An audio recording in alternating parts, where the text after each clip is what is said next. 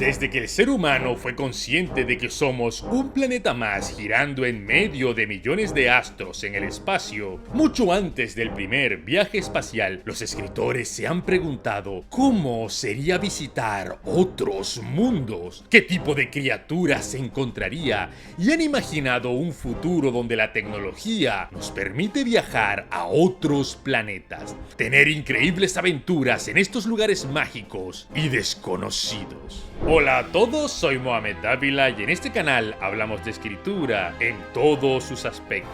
Y hoy hablaremos acerca del género que dio vida, mató y sacó de su tumba para revivir de nuevo a la ciencia ficción. Un género que inició como un insulto y hoy en día se ha convertido en un estándar. Hablaremos del género que trajo la epicidad al viaje espacial. Hoy hablaremos de la ópera espacial.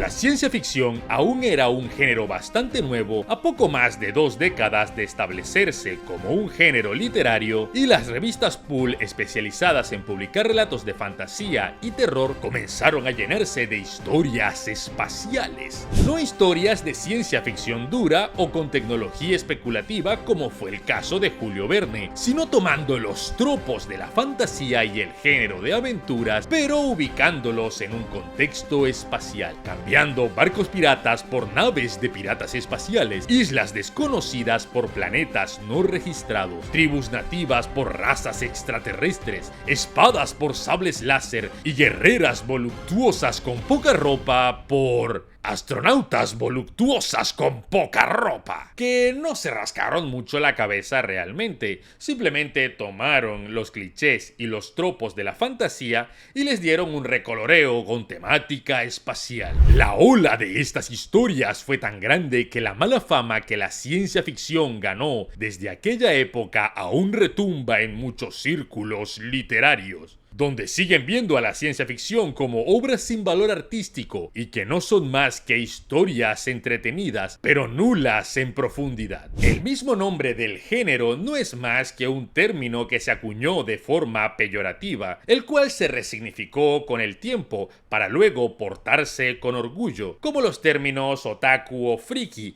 que en principio eran insultos. En 1940 el escritor Wilson Tucker fue el primero en usar el término ópera espacial para referirse a esas historias centradas en la exploración de planetas, el viaje espacial y las aventuras con tecnología futurista centradas en derrotar imperios planetarios. Usó el término como insulto al compararla con el soap opera o con el horse opera. ¿Y por qué esto sería una burla? Pues bueno, la soap opera era una especie de telenovelas que pasaban por televisión o radio, dramas románticos genéricos dirigidos a señoras que las colocaban mientras realizaban sus labores del hogar, por lo que los patrocinadores de estas obras eran marcas de jabón, de ahí su nombre, soap opera u obras de jabón. Así que cuando Wilson Tucker llamó al género Space Opera, básicamente estaba diciendo que eran telenovelas genéricas, pero en el espacio, al igual que las llamadas Horse Opera.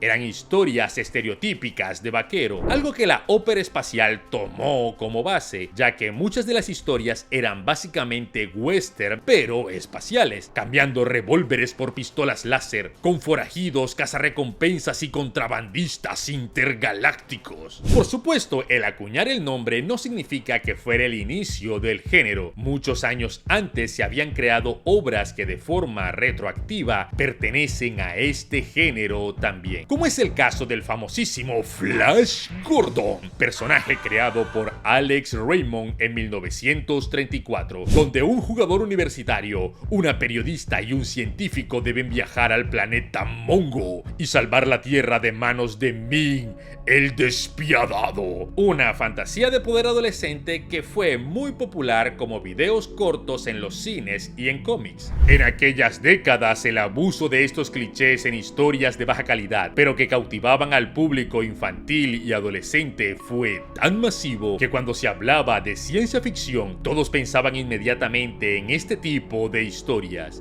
ignorando los grandes trabajos de los pioneros. El género de la ópera espacial se encuentra en un cruce entre la ciencia ficción dura y blanda, o directamente en la ciencia ficción blanda, ya que suele usar la ciencia especulativa como elemento estético más que como elemento narrativo. Los viajes entre planetas son supremamente cortos. También vemos el uso masificado de armas imposibles como espadas láser, el que todo el universo hable inglés, que las naves exploten en el espacio y que esas explosiones se escuchen, que alguien pueda salir al espacio sin traje solo aguantando la respiración, que prácticamente todos los planetas sean habitables para el ser humano y su gravedad sea casi la misma que en la Tierra.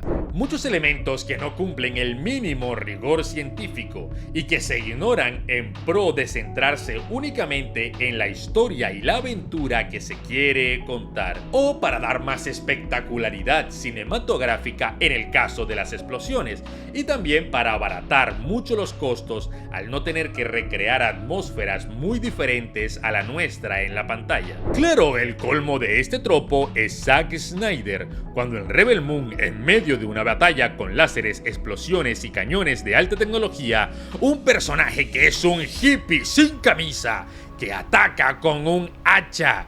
No una hacha tecnológica, es solo una maldita hacha de metal, y aún así sobrevive. Nadie le dispara por creerlo inofensivo, supongo. El mejor ejemplo moderno de una ópera espacial sería la película del Planeta del Tesoro. Como que moderno, si la peli salió hace 20 años. Como les decía, el Planeta del Tesoro es un gran ejemplo, ya que es la misma historia de aventuras que se podría contar en el contexto histórico o en un contexto fantástico en el planeta Tierra, pero extrapolado al espacio. Lo único que hicieron fue tomar la historia de la Isla del Tesoro y darle una estética de ciencia ficción blanda. Una característica de este género es que arrastra muchos tropos de la fantasía y los trae a la ciencia ficción, como el elegido, el señor oscuro, el viejo maestro, el campesino noble destinado a derrotar al mal. Muchos incluso adicionan elementos fantásticos que reemplazan la magia, pero que dotan al personaje de dones sobrenaturales. Es común que en estas historias exista un imperio galáctico, el cual puede ser tanto del bando de los protagonistas o, como lo prefieren los autores, de los enemigos. Y de alguna forma se las arreglan para hacer que, a pesar de que existan armas láser y tecnología capaz del viaje interestelar, los combates siguen siendo con armas cuerpo a cuerpo. Los conflictos importantes siguen siendo duelos de espadas, una característica que comparte con otros subgéneros de la ciencia ficción, como lo es el Espada y Planeta, al que pertenecen historias como Un Príncipe de Marte, la cual conocen mejor como John Carter de Marte o John Carter de la Tierra, pero de ese hablaremos en otra ocasión. La ópera espacial atrajo a muchos lectores interesados en la ciencia ficción, pero a la vez destruyó la reputación que ésta había forjado, hundiendo al género en épocas oscuras. El subgénero cayó en decadencia rápidamente como todo tropo sobreexplotado. Perdió la gracia y el interés del público bastante rápido. Pero curiosamente, fue este mismo género el que décadas después revivió a la ciencia ficción, con obras como Dune o Star Wars, que pasaron a convertirse en éxitos absolutos a nivel global y demostrarían el verdadero potencial de las aventuras espaciales, pero con una mirada más madura. El estandarte que revitalizó totalmente el subgénero y demostró las maravillas narrativas que pueden llegar a crearse fue 2001, Odisea en el espacio, escrita por Stanley Kubrick y Arthur C. Clarke, tomando como base el cuento de El Centinela, dando a crítica y público por igual y resignificando el nombre ópera espacial como un sinónimo de calidad. Las aventuras en el espacio siempre causaron fascinación a las diferentes generaciones y siempre han existido obras que mantuvieron vivo el género como Star Trek, Stargate o Babylon 5, historias de viaje a nuevos mundos, explorando nuevas culturas alienígenas, planetas diversos y situaciones que pasaban desde la parodia hasta la sátira y la crítica social. La ópera espacial llegó a ser tan popular y explotada que incluso surgieron otras subdivisiones dentro de ella, como lo es el Space Western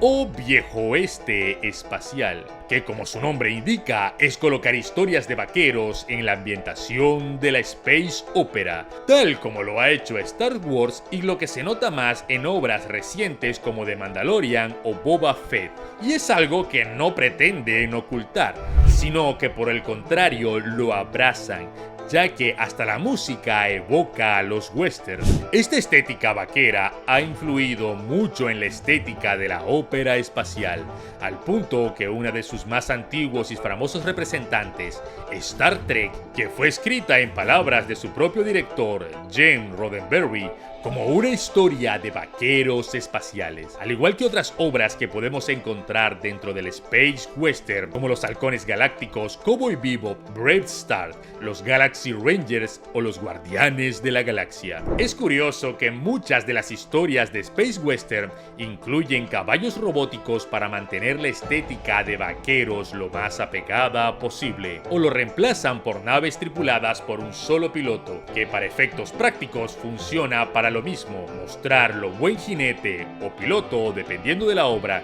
que pueden ser sus personajes. Otro subgénero de la ópera espacial es cuando cruzamos esta con la ficción militar, generando la ópera espacial militar, las cuales son historias centradas más en el conflicto entre facciones, en las batallas, ya sea con infantería sobre la superficie de un planeta o con las batallas espaciales de naves, descrita como una versión futurista y evolucionada de las batallas navales. Este subgénero se caracteriza por dar menos importancia a la exploración de mundo o la aventura y se centra más en los aspectos marciales, tácticos, políticos y armamentísticos. Al igual que en la ciencia ficción militar, el conflicto es el foco de sus historias, sus consecuencias y dilemas.